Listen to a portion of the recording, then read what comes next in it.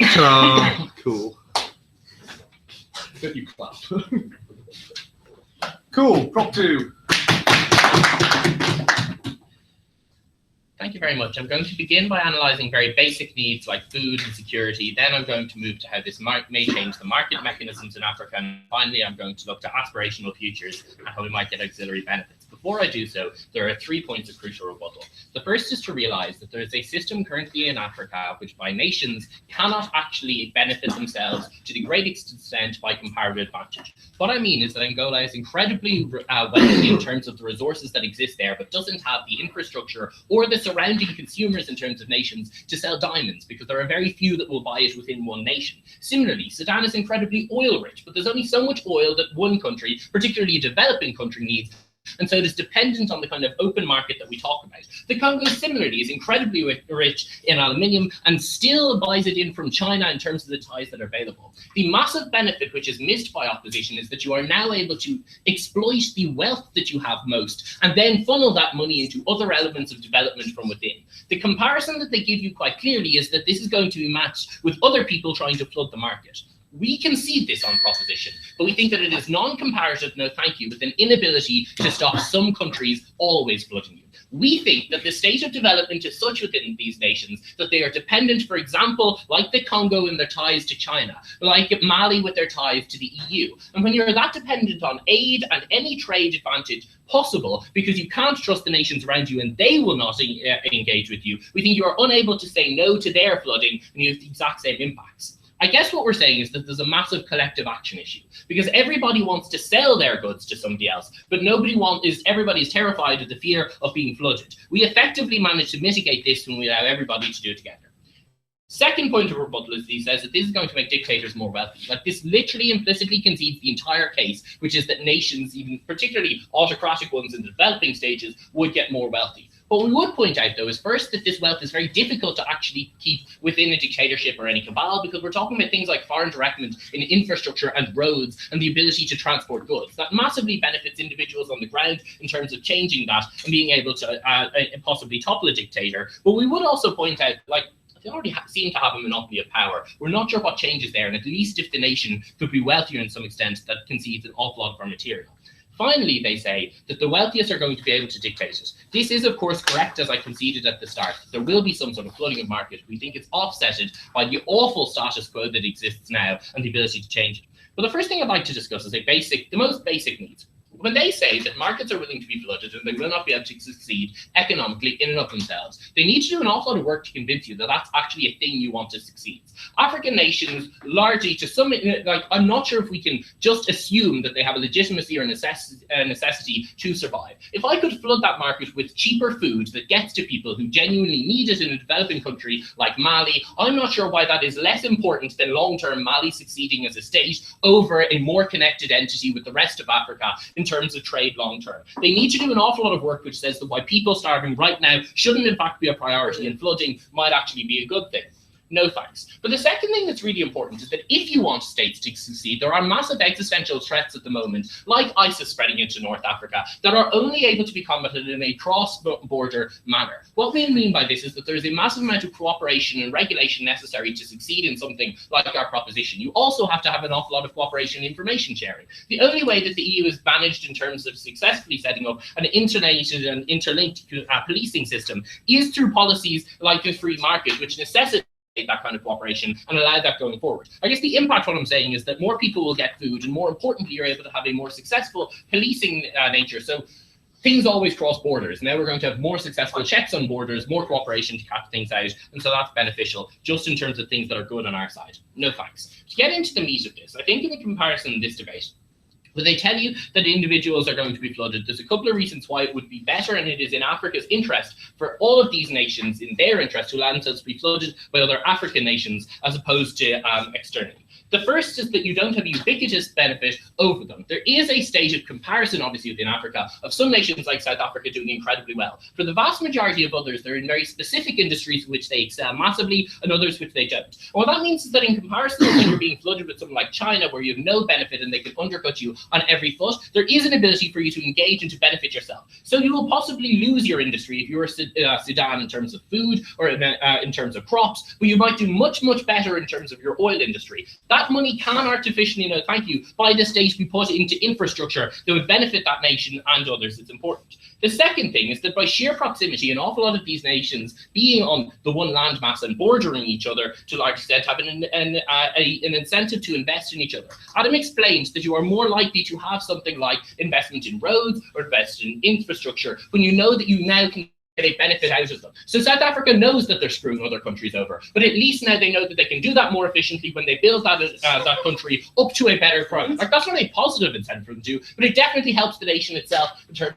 the benefit they can get. Closing. So if people are starving in Mali, well, Earth would import restriction on grain. Sorry? So if people are starving in Mali, well, Earth would the Mali government do? Because they're desperately trying to cling to an industry that's trying to be proffered. The idea is that short-term, I would prefer to have people employed in that rather than others. But what we're saying is that it is better, in fact, in the short term, to let a nation itself not succeed over letting individuals benefit on that side. The second reason why it's crucial, and this is actually really important, is because Mali can't control everyone else's actions. There is a massive problem here is that you can't act together, no thank you, in terms of trying to benefit each other, because you can only control your actions and try to, brinksmanship with other people, which means that you are more conservative than allowing free trade. Finally, then, it's worth looking at how this might be important in terms of other actions. The African Union is more increasingly important in terms of its willingness to engage directly in areas in terms of peacekeeping. Similarly, we think that efforts towards the development bank have so far been stymied in terms of a lack of cooperation. We think that if any of our benefits from economics can benefit nation, and we would couch this in this, literally 30 nations in Africa have already done this and it is succeeding currently. And if we can have any of those benefits, then we're able to engender more goodwill to have things like a development bank. Now, I'm not saying there should be a monetary fund tomorrow. Obviously, that would be insanity. What I am saying is that there is an incentive for this bank to do things like bailouts. It's true that Greece didn't benefit massively out of the EU in terms of the specific decision made. It's also a lie to pretend that they haven't long-term been put in a better position because of EU access and the money that the EU has been able to put into them than if they were never allowed at all. There's a reason why Greece now still remains within the EU and other nations actively want to join. In terms of the amount of funding that you're able to invest in these places, it increases. Why? First, because people feel about it, and second, because of all of our analysis, that nations feel that they will benefit if they beef smaller countries up. We're very proud to propose.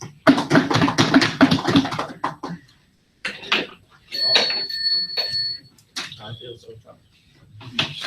Thanks, speaking for the speech top 2.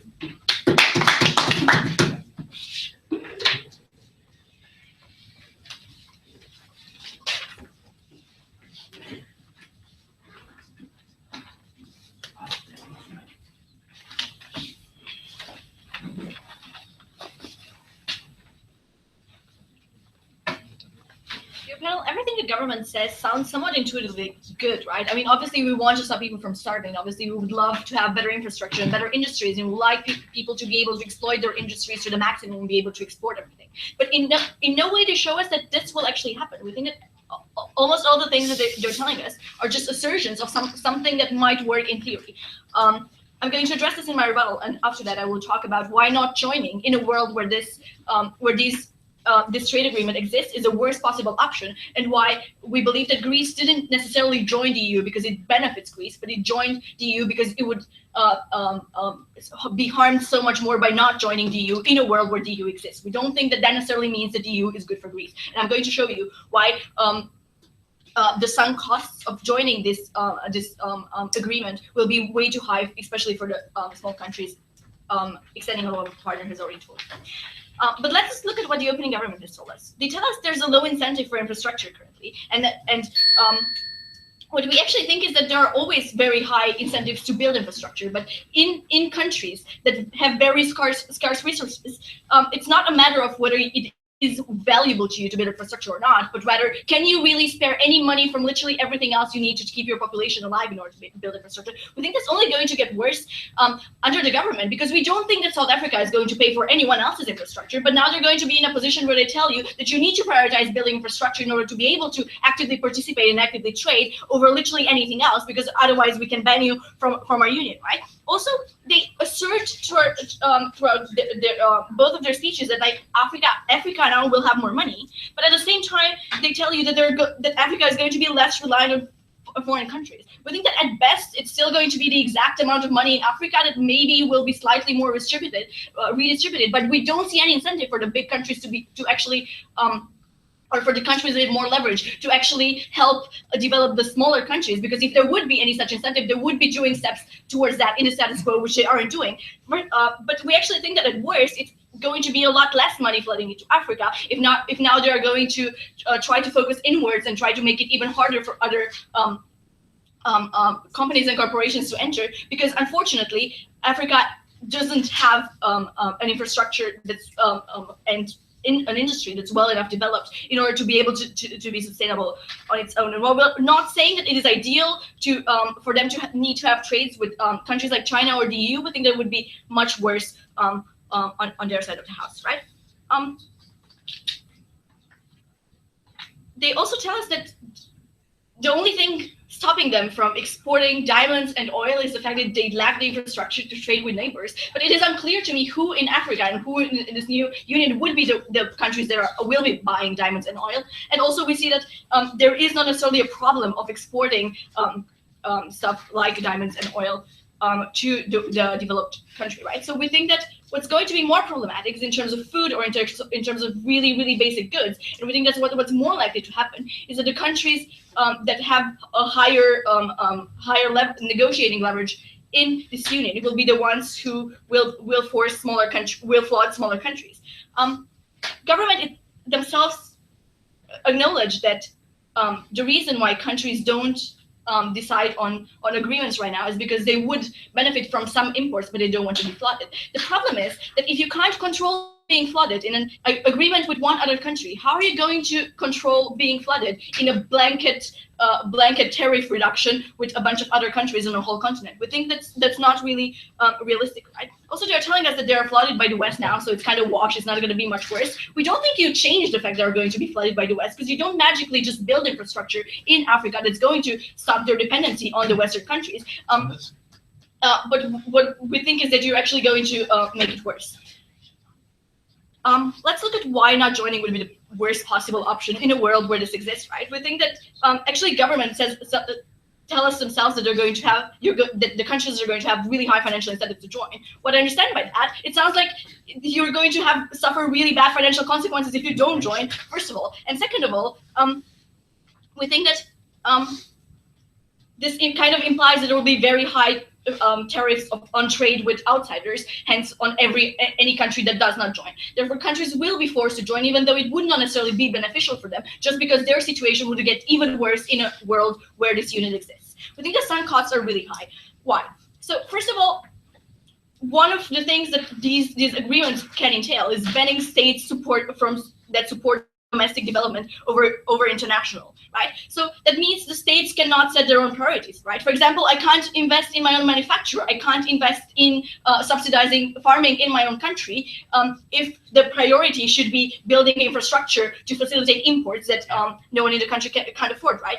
Second of all, you can't incentivize local manufacturers with subsidies or any other kind of help, because they would in conditions where it could be cheaper for you to import. However, just because it could be cheaper for you to import those certain goods, it does not mean that it would benefit your country to import them rather than produce them yourself, because we don't think we don't think that these countries will be in a position, like countries joining the EU, to just simply improve their manufacturers a bit to comply with terms in the European Union. What we think is going to happen is they're going to be forced to drop them, and they will not really be left with many alternatives by which they can replace them. Closing.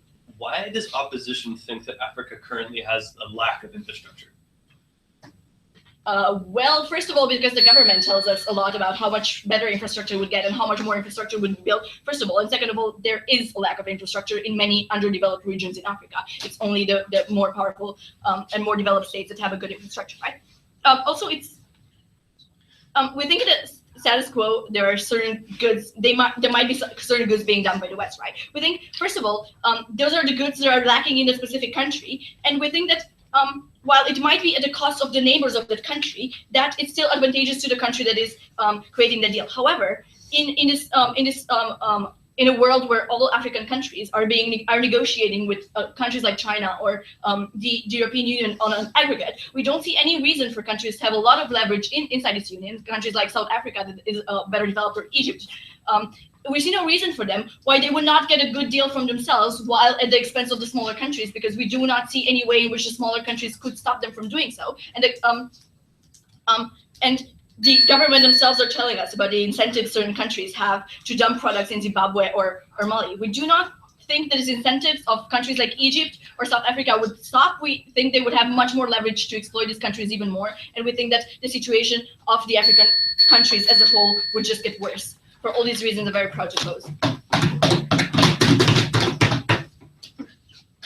I'd like that speaker for their speech and did also to the top half, top three.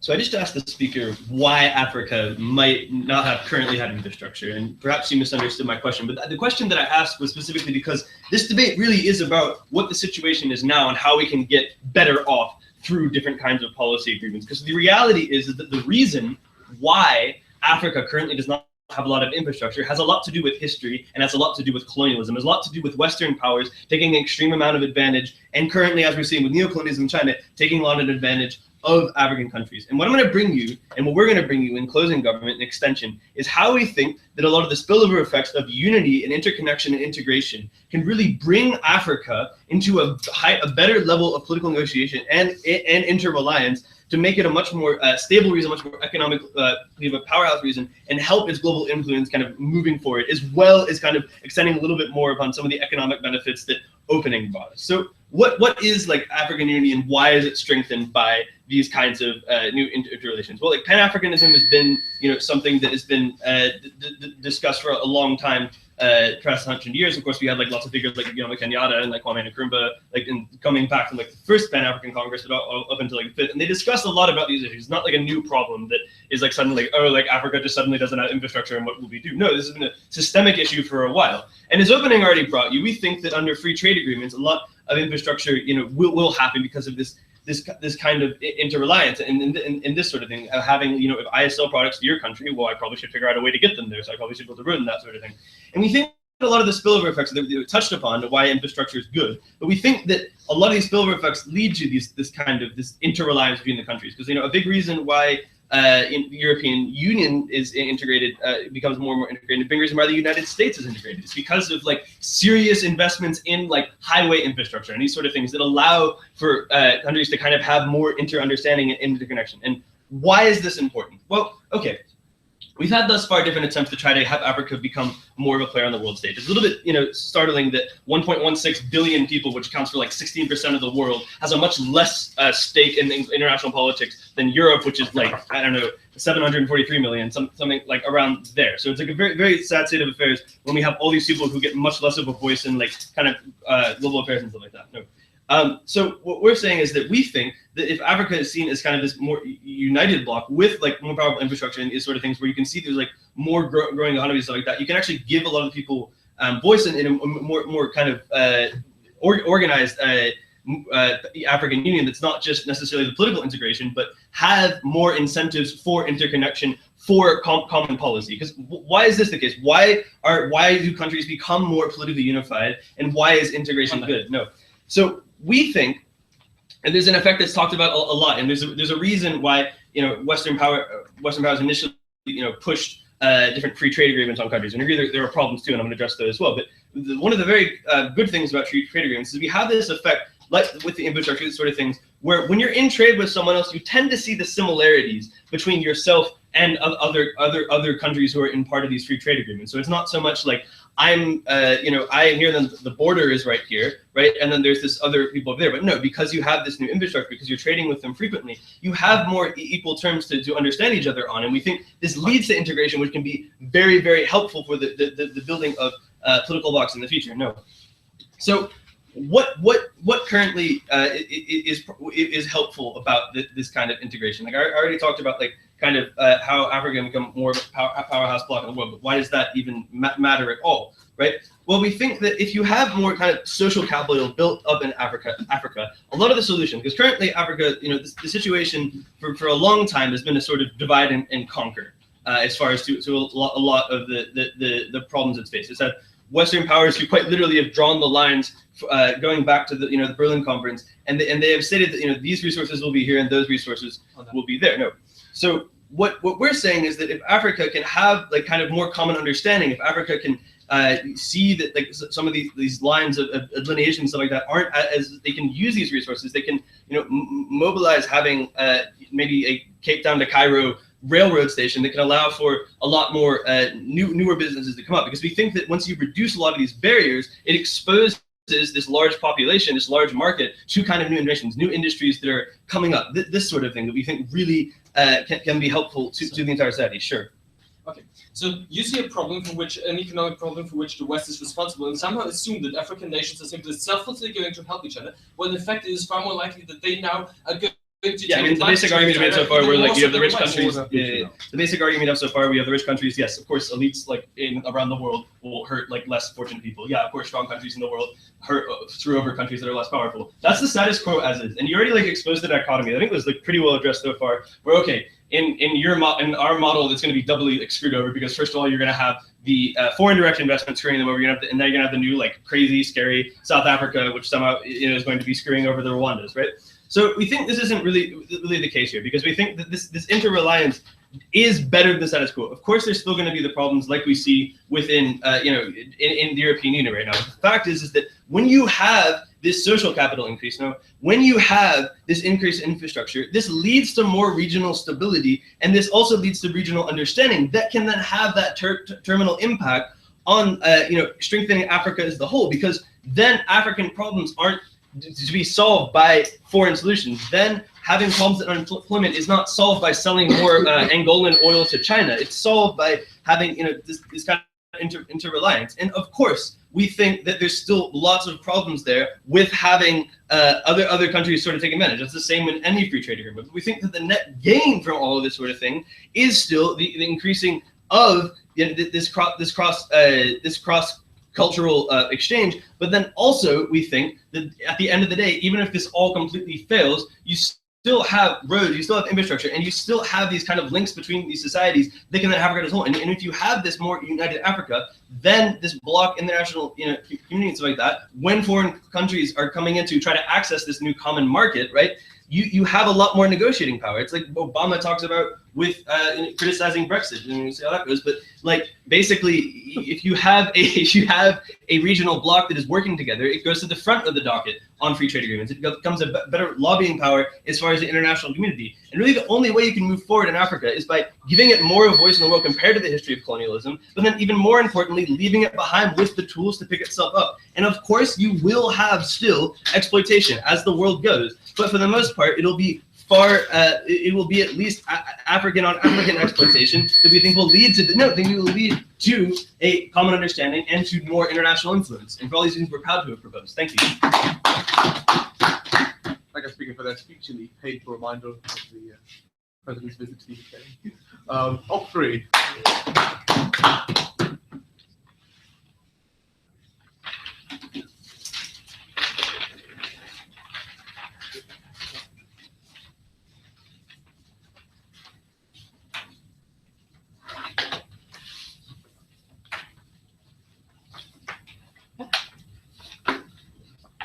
In essence, Pop's case boils down to this. Nations will specialize, will be allowed to trade, and everyone gets happy in the end. Not only does it remain very unclear how trade exactly leads to happiness, but we have two fundamental contentions. One, some nations are unable to specialize and will simply fail out on and fall out of this metric. Two, if they specialize, we think this will be harmful specializations, which are more harmful in the long term as we get a more varied economies and things those are going to develop. Four things in the speech. First, 3 small points of rebuttal, then some small framing where we care about the poor countries and the poor countries in the league. Then where some phases will fundamentally falling out, taking out this point with any specific mechanisms and the long-term comparative impacts. Lastly, why some nations, if they specialize profit case scenario, we think that's incredibly harmful. So let's dive into the rebuttal.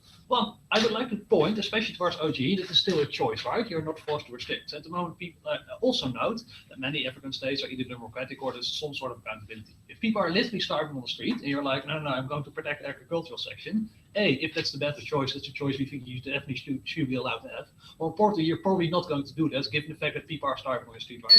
This is something they fundamentally miss, that it's a tool rather than sort of an absolute, which it didn't necessarily work, right? I think that's so we are going to acknowledge that there are some limits. I mean, some products will be more expensive, and some products will be slightly lower quality. We acknowledge that the restrictions are going to do that, but the idea that people are simply going to starving remains completely unclear. Then we get the idea that China is going to flood them anyway. Two responses. One, now that China can only do it to a limited extent because they're the other part of the world. That means, for example, loads of agricultural products. It's impossible for China to flood the African continent with this kind of products because you take it at the other end of the world and the container is 6.6, right? So by definition, that's limited, whereas we have a broader part and we get flooding and literally every all aspects. But two, now that we are not in a free trade agreement with China, what does that mean? By definition, it's better because you have more control and more choice. You can have tariff from China, give you significantly more. You have from a negotiation position when it comes to resources. It means by definition better because you have more control on it, you can more benefit yourself. Then we get an idea, especially from CG, about intercontinental support. Look, what we are going to outline is that as a government, you can build far more infrastructure yourself. Given the fact that the progress characterized the African continent as quite unstable with shifting alliances, I don't think it's a good thing at the moment I need South Africa for like sustaining the road that my nation is dependent on, right? I think it's going to be incredibly problematic given that characterization that you're going to be dependent in and of each other. Or what have more autonomy, you're going to outweigh significantly more autonomy on our schoolhouse. Shortly framing. Notice that they mainly talk about, especially OG mainly talks about like richer nations like South Africa and Egypt. We do not care about them for two reasons. One, they're already relatively privileged. It doesn't mean it's ideal, but they already have some kind of money, so are not the main actor to worry about. Two, know that these nations can already economically compete with China and with EU, right? They're not dependent on African trade, whereas many other African states are directly in the economic trade. By definition, the impact is bigger there. There are then two reasons why we mainly care about the weaker nation. One, simply because we are the weakest. I think at the moment they've been screwed over the most, taking serious logic. Those are the primary actors to care about and the primary actors that should benefit. But two, crucially, we do believe in the marginal return of money. That's to say that Morocco will use like this money that it gains them to improve the education system, whereas in Congo it's probably going to be used to set up an education system in the first place, right? The massive direct amount of the money is good. At the moment there are little people starving. We think should prioritize that because the money simply adds far more value there. That's why we care most about those nations. Then, why some nations, especially poor nations, will be completely unable to specialize. Now, that idea of comparative advantage requires you to be the absolute best at something, to do something that no one else can do because you have to be cheaper or have to be better quality. That's the only way comparative advantage works. I already talk about dictatorships. We find there are 6 reasons why some nations will simply fundamentally be able to be the best in the short term. One, simply in terms of the climate. When you're talking about agriculture or when you're talking about certain kind of productions, when you have like it's impossible to build or far more expensive to build something at the moment you're, for example, state that is close to the Sahara, right? That means in that specific aspect, it's almost impossible to specialize and become the best. But secondly, on the notion of infrastructure, having a good infrastructure makes it way cheaper to produce direct goods. It means South Africa is always going to be cheaper goods and of higher quality because they have the better infrastructure, meaning you will be flat. But free in terms of knowledge and education, right? You need educated people to get food and to get those food products cheaply. At the moment, they outline that education is significantly better in certain parts. Those parts are also going to be better and live in every part of the chain of production. 4, we think corruption is rampant. Corruption directly harmful for infrastructure. At the moment, you have a very corrupt state. That corrupt state is by definition going to lead from a non-corrupt state in pretty much all branches. Lastly, in terms of tax, now that at the moment you're way more dependent on tax and can't get enough tax, that means you will always be more expensive, meaning you can simply not become the best at that specific sector.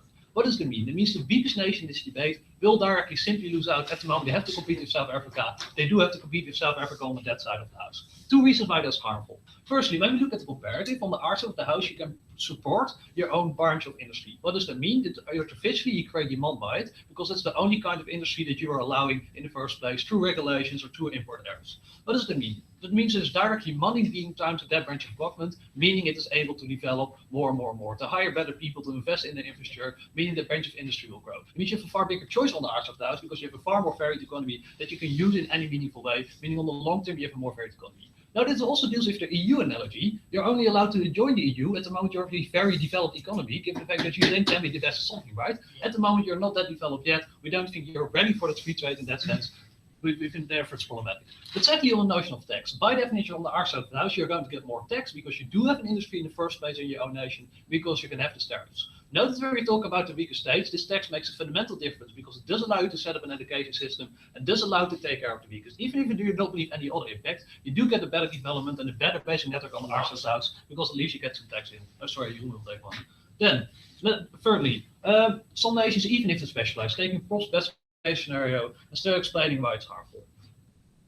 Complicated or luxury goods, you by definition are going to lose out like to nations like South Africa or to Egypt, given the fact that it's more development there for all the reasons already outlined. It means there's only a couple of things you can specialize in. Resources, cheap labor, agriculture. Those are the only things in which you can actually be unique because your people demand less or because you simply geographically happen to have that unique benefit. Now that at the moment you start specializing in one of them, there are two reasons why you remain fully dependent on them. One, you get path dependence in that your infrastructure get directly centered about it. The jobs get directly centered about it. That's lobbying power, and everyone is actually having a job in that industry, meaning it's directly going to vote for that. It means that branch of industry will be promoted, it will be the only one. This is what they call comparative advantage. Second mechanism, which I personally like, the idea of Dutch disease. By definition, what's going to happen is your currency gets more expensive because there's more demand because you're the person having oil. It means it's incredibly cheap to import, but incredibly hard to export. It means all branches of your industry that aren't oil simply cannot compete any longer because it's so cheap for them to be exported, for cheap to import, and so incredibly hard to export. That means you only have this branch of industry left. Why do we think it's so harmful to purely have own branch of industry, especially when it is? No, that's finite or incredibly volatile. Oil will run out once. Agriculture means one bad harvest means you were directly screwed over. Also know that you're dependent because you have less left tax in this item of industry. In the end, we think in many nations the whole story about comparative advantage isn't going to happen. To the extent that it happens, we think it's a weak industry which you don't want to be dependent of, but are forced to be dependent on that side of the house. Given the fact that we care most about those people, please applause.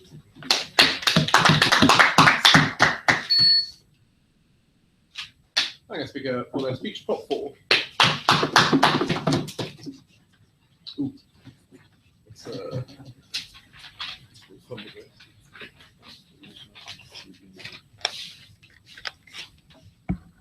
do it.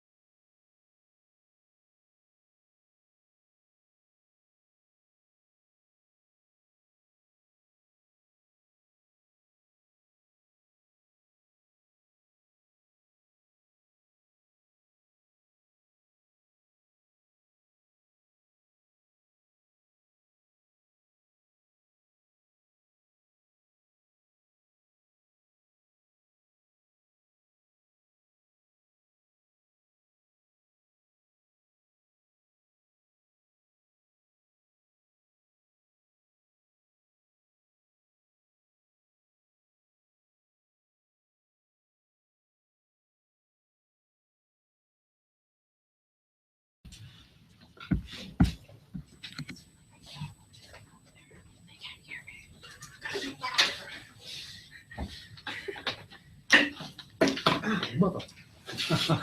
Shot by the chair. Shit.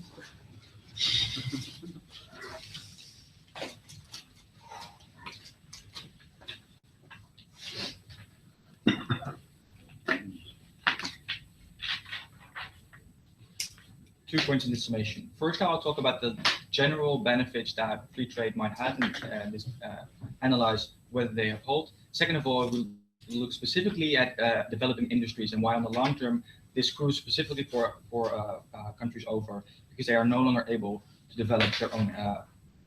This is something that will be on the closing opposition to talk about specifically. So first, I'm going to talk about the general benefits of free trade that proposition wants to talk about. I have 3 things that I want to talk about. First of all, team proposition talked about cheaper goods, right? And the extreme version of this was basically now you can solve massive starvation because you can now import grain. I think Rule already sufficiently dealt with it because he analyzed that these type of import taxes are never going to be there. However, team proposition still has a benefit in the sense that there is non-essential goods that still become a lot cheaper for people to buy. That means that you have a bigger expenditure power. However, when we trade it off against the benefits that the book gave you about how on the long term this means that people have a job to begin with in order to buy these products, we think having products that are a little bit cheaper because companies now no longer have to fill in forms, which means that the product is a few cents cheaper, never was up to the fact that fundamentally people lose their jobs and there's a bleeding and there's a drainage of finances out of your region. We think therefore cheap goods is good, especially on the short term, but on the long term, we think it can never be as important. I'm going to show you why. Second of all, they talk about infrastructure, how it's how especially CG, how when you're dependent on each other and you want to trade with each other, you have an incentive to invest in other countries, their infrastructure. 2 concrete responses to this. No, thank you, not yet. First of all, we say that you only have an incentive to invest in infrastructure to the degree that it actually benefits you, right? So yes, you are going to build a highway from your country to the capital of another country, but you don't have an incentive to have the little infrastructure to connection to every single town, which we think are the most important types of infrastructure, right? Because many also lesser developed countries already have simple roads. We think it's often simply the problem is the smaller roads and the smaller finesse infrastructure isn't there. You don't solve it on your house. But second of all, we think they claim that the fact that infrastructure is better, which means that it's cheaper to trade each other, is actually a good thing. We would argue that that's actually a bad thing because you make each other dependent on each other, right? At the point that South Africa builds a road with you, which means that that is a lot cheaper for you to trade with them. It means that they are much more able to flood the market, right? Because the easiest way for you is to trade through that highway. That ultimately means that you cannot build up your own industry. No, thank you. That means that infrastructure is marginally important, but even if infrastructure gets better, we think it's actually a harmful thing. And then closing government talks about dependence, right? About the fact that you trade a lot with each other, you have an incentive to be nice to each other because you, basically because you need to trade with each other. Note that it is true that you have an incentive to be nice to a person, but only to the extent that it actually benefits your own economy, right? Which means that you instrumentalize these countries specifically cater to your needs. So that means that you probably won't, if you want to economically sanction a different country, you probably won't do that broadly, but you will only do that in the sectors that you don't trade with them, right? So we think, well, you can still mean Nazi them, you can still be mean to them, just in other ways, right? It also has concrete harms in the sense that you can make sure that the wages go down in other countries, which means that you can have cheaper products for you. It is in no way true that just because you trade with someone means that you actually hold the best interest of that country at heart. That is utter nonsense. Opening. Okay, Rule's analysis is correct. And what it means is that those nations can't stand on their own, and so they become desperate on someone. What we say is that at least when you're geographically and economically linked, there is some incentive to not see that nation fail. China doesn't have that incentive, and does. Okay, so our intention is not that poor countries will be hopeless regardless because they simply don't have the ability to develop themselves. It means that you deny them the ability to develop themselves at the point that you basically let them outcompete and never let them grow substantially in order to make that happen, right? This is exactly what I'm going to explain to you now. When I'm going to talk about industries, I hope then your question is answered, right? I'm going to talk about industries and how they develop. We think this is the crucial part of the debate, right? Because Roel already analyzed to you why the poor countries in Africa are the weakest group, and which we all care about. We also think that whether you have cheap products on the short term is nice, but it's not as important as you being able to develop in the long term, because we think that even with cheap products, these African countries are not by far where we want them to be in the future. We think that is the most important aspect. So under this, a lot of teams, especially the open government, talked about flooding, right? They all recognize that it's a very important and very harmful thing. The most nuanced case that we get from open government is we think that flooding a market in Africa with cheap products, which means that they cannot build up their own industry, is going to happen anyway. Why? Because countries like China, but also the European Union, will still be able to do that. The only difference is that African countries are nicer to you, or at least that they still profit in the process. Fundamentally, what I then have to show you is that that flooding will be a lot worse at the point that you have African countries being able to very cheaply dump products with you as well. For two reasons will it be much easier to flood markets at the point that the African Union is being able to do that as well. The first reason is that China is simply further away from you as a country, right? Which means that there are a lot more shipping costs in order to bring that and makes products more expensive there. But second of all, we think even countries with Africa still have some trade restrictions with China, right? Which means that when you compare that with a completely open market with Africa, African products from other countries will be way cheaper.